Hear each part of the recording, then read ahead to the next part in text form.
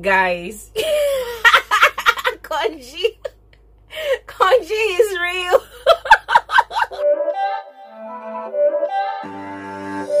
It's not a game, it's a rich thing. Hey guys, you're welcome back to my YouTube channel. My name is Bbnaija and this is Frankly Speaking with Glory.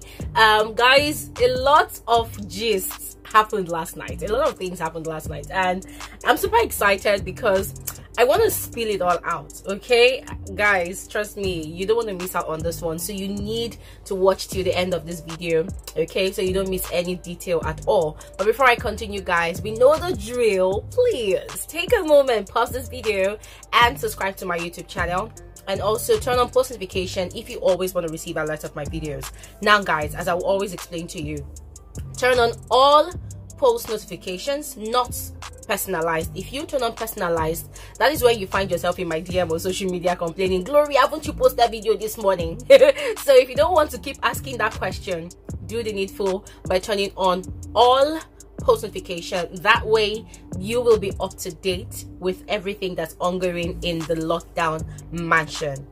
Let's get into the gist. Guys, the first gist I want to start with is Laycon. Okay, now guys, that was why I said Konji is real. So last night, after the old eviction charade with Ebuka, our table shaker breaker of course, Laycon was alone in the garden late at night and he was doing this. Guys, I got like, what the actual F is this? I don't freaking get it. Like, okay, I understand, I'm not gonna claim naivety like I don't understand what he's doing, but guys, I understand you can stroke yourself, but then taking that same hand and putting it on your nose to perceive.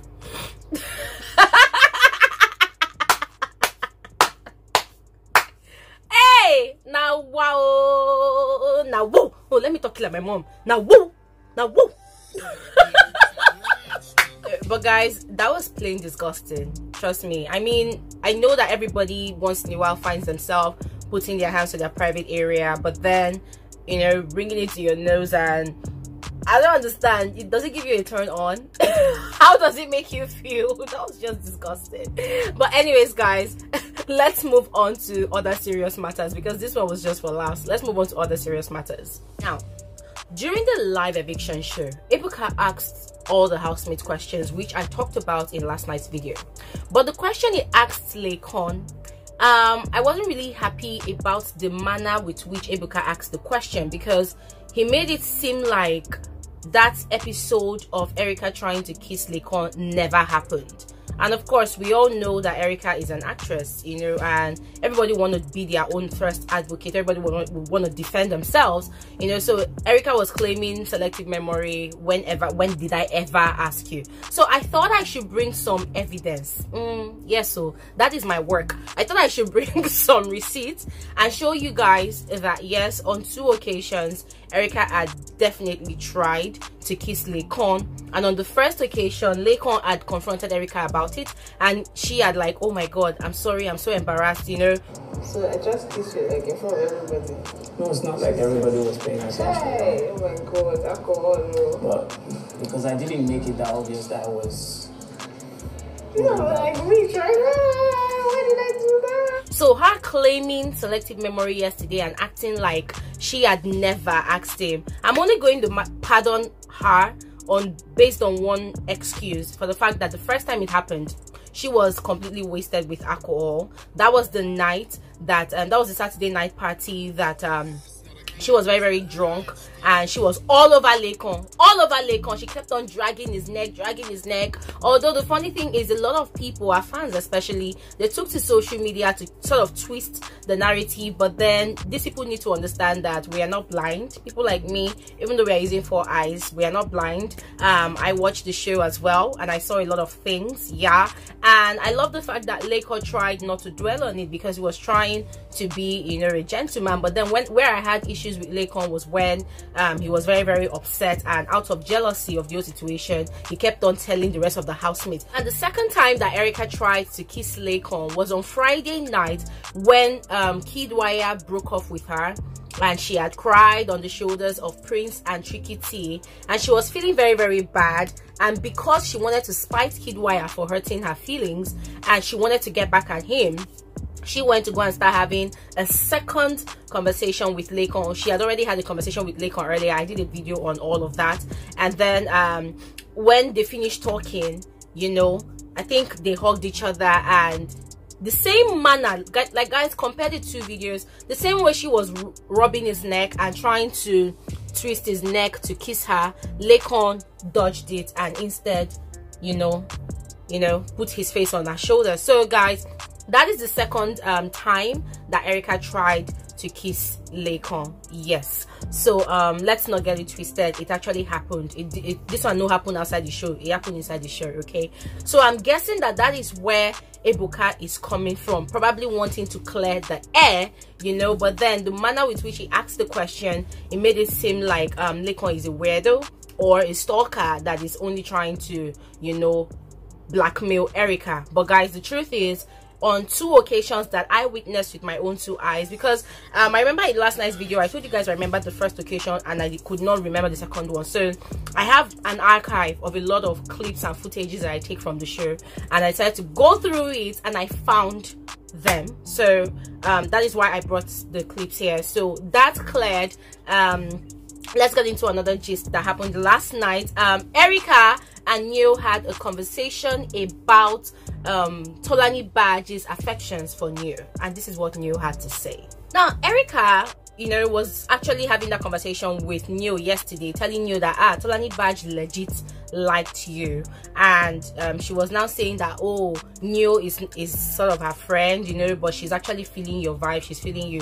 And Neo was very, very disappointed and pained. And Neo was like, Tola was my, I like that guy, she be my G, man. Like, she was one of the people that I was always hailing. Like, my closest female friend in this place now. After like, oh my god, I did not know. You see, that is why when I came into this house, I decided to just chill. I saw plenty of fine girls, but one thing is I'm contented with what I have. I did not want to go after you people. Like, see you now, see as you find, you know. Neo was just talking his normal way, and Erica now made a statement that if I was not with Kidwaya, me, I would have come after you too. And I'm like, these people, oh my goodness, you know. So Neo was very, very pained, and he kept on saying that, so TOLANIBAJ, T-Baj was feeling me. And me, I was just seeing T-Baj as a very, very good friend though, you know. If we want to go for party on Saturday, I'm always showing her my shoes, and she would tell me, oh, wear this one, wear this one. She was my very, very good friend, and me, I was just trying to create a cordial relationship with her based on the fact that Shenkes is already there, you know. I did not know that. It was not like, hey, if I know, like, say I know. Guys, when Neo was doing all of this, and I'm just like, guys, this completely confirms once again what Katrina said to Lucy and Dorothy in week 1 or week 2. Yeah, because Katrina mentions to Lucy and Dorothy that Neo confided in her that he does not love V, that whatever he was doing with V, he was doing it for the cameras. He was doing it because he is trying to reach potential rich women who loves lover boys like him, who would want to have him as a boyfriend or as a lover. So he is actually trying to perfect the art or the act of being a good lover boy, so that when he comes out of the house, people, those women like that are going to contact him, you know. And when he was having that conversation with Erica last night, I was just wondering, like, no wonder Katrina, no wonder, like, for reals, this just confirms all Katrina said. And again, it now made me also realize that possibly this is the reason why Neo has still not asked V to be his girlfriend, because of recent, in fact the whole of last week, whenever Neo calls V, my love, I love you, kiss her, this and that, come and lie down here, come and do this, come and do that, V would now start telling him that, listen, I am not your girlfriend. As far as I'm concerned in this house, I am still a woman of my own. I am not your girlfriend because you have not officially asked me out to be your girlfriend. So the day you ask me to be your girlfriend, then I would declare myself unavailable to any man out there. But for now, as long as you've not asked me, I am not your girlfriend. I am just your friend in this house, you know. And guys, other housemates, they've been pushing you like, Afa now, you know, go ask her to be a girlfriend, and you will be quiet. So Neo does not want to ask B to be his girlfriend. So this just confirms that all those scenarios that people saw on V's birthday when he was forming I love you, I miss you, and yeah. Oh my God, they show they show potential suitors, or should I say female tours, if that's the right word. I feel like it's just showing other females out there that, hey, see Neo, if you love me like this, you date me, I'm going to scatter you with love and affections and attention, you know. So it just puts that conversation last night, guys, it just helped me to put 2 and 2 together. And also finally, it sort of confirms all I have been saying on this channel, that housemates are saying that, oh, they feel like Neo and V, they found love. Guys, they've not found love, they found understanding, they found compromise. Yes, because what both of them have, they have a very, very respectable, powerful relationship or situationship that is supposed to help them enhance their game. They are not lovers, they are not in a relationship, they are not boyfriend and girlfriend, they are partners in crime, partners in this game, partners meant to enhance their game and possibly get to the finals, period. Now, talking about the same Neo and V, as guests of the HOH lounge, they went to visit Nengi and Ozo, and they were all having a conversation. And Neo was now saying that that he had a conversation with Erica about TOLANIBAJ's statement, though, that she was feeling him, she liked him. That he just said that, oh well, that, you know, I have my Shenke, so I have my V. Like, guy just completely twisted everything he said to Erica, because V was asking, okay, so what did you tell Erica? And he was like, I just said, there's no biggie in it, though. What's the point? I mean, I already have somebody. So I was just like, my gosh, this Neo is a green, beautiful snake. Yes. And once again, guys, here is one housemate that is perfectly playing their strategy. I just hope that at the end of the day, V does not find out all these things, because if she does, one thing I've noticed about V is that she can be very, very vengeful on the game. So she would definitely take it hot on you. Now, V, on the other hand, was very, very disappointed and very, very upset. And even this morning, while they were in their arena having their workout session, she was very, very upset and irritated that how can TOLANIBAJ, who claims to be her best a very good friend and her sister, how can she be saying that kind of thing, that, oh, she wants to come and, you know, come in between she and Neo, that that TOLANIBAJ would have done it. There she will see something, that she does not joke, she does not joke, you know. So V was very, very upset. She was very upset, and she was like, TOLANIBAJ is not even a competition. The edges she does not have, beauty she does. Almost the girl shade TOLANIBAJ this morning, I swear down, you know. But I can understand where she was coming from, because it didn't really make sense that somebody whom both of you knew each other before the show, you know, would make that kind of statement, like with the intentions of wanting to come in between you and your relationship, knowing fully well that you and this person have been in this house together from day one. You guys are, you know, bonded like this, you know. So she was very, very upset. I was like, V, calm down, no. The new way they carry for head like this, he no send you, Shingbai. Like, the guy no send you at all. Now, I was saving the best for the last. Talking about conversations in the house, guys, Nengi and Ozo, after the live eviction show, they had a conversation in the HOH lounge, and Nengi was explaining to Ozo that, listen, I wasn't really upset, that it wasn't even the fact that you pecked Dorothy that was annoying me. What was annoying me was the fact that earlier in the day, we were supposed to have our Betway trivia, and you and Prince are the only guys in this house that knows football. So the fact that you chose Prince on your own team, it made me just believe that you hated me and you wanted me to lose, you know. And Ozo was like, no, that wasn't the intention, you know. And she was like, no, that I just concluded that you wanted me to lose so bad. If not, why would you choose Prince on your own team? And I'm like, okay, here we go again. This was the same kind of attitude that Nengi put up with Prince. Yes, because she is that sort of, I've told you guys on this channel several times, Nengi is the sort of girl that she believes that, oh, because both of you are close or are a couple or maybe potential lovers in the house, she expects you to give the world to her. Guys, there's nothing wrong in that, but then I feel like she's failing to understand that, listen, lovers or not, this is a game. One person has to win the 85 million. Aside Ike last season that carried the sense and gave all his coins to Mercy, allowing Mercy to win. Not like he allowed Mercy to win practically, but because Mercy already had a huge fan base.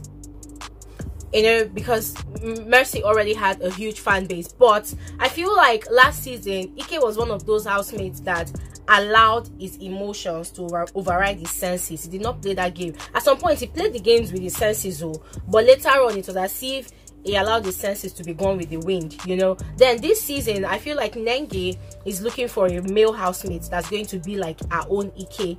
You know, you want a guy to give the word for you. So if people are having a betway trivia and you don't want him to win, and then you later you say you are not really competitive, Prince is the one that's competitive, you know. So when she was just having that conversation, I was like, Nengi, your own wala too much. But Laycon had that conversation anyways, and she couldn't really deny the fact that she had feelings for Ozo. So apparently Nengi has been withholding her feelings, you know, hiding her feelings because she doesn't want Ozo to know about it. But we already know, all of us viewers outside, we know, we've been seeing what's been going on. And then talking about Konji, guys, Nengi and Ozo, they had a lengthy conversation last night, and Ozo expressed his fears on who Nengi was going to possibly choose for deputy head of house if she wins it today, you know. And they talked about the guys in the house, you know. She's talked about Prince is too competitive, and she feels like Prince is going to definitely choose the game over her. She wants somebody that is going to choose her over the game. And I'm like, hi Nengi, now watch out, but nice one, it's okay, it's all right. Now guys, they had a lot of talks, you know, regarding all of that. And then later, when they slept, Ozo of course was used to the sleeping arrangement, and so he faced his own part of the bed. And guys, look at Nengi trying to wake Ozo up. The question is, what is Nengi looking for? Is she looking for like a last cuddle of the night before they go back into the real world, which is the main mansion? Like guys, what was she doing? Anyways guys, that's it for this particular episode of Frankly Speaking with Glory. I thought I should let you guys know about my observations from last night after the live eviction show. Once again, I say well done to Ebuka gave me high tension yesterday, guys. I found it really hard to recover, but it's all good. It was actually a nice show. Stay tuned guys for the interviews on my channel as I bring them all to you. I will see you guys in another episode of Frankly Speaking with Glory. Have an amazing Monday. Bye.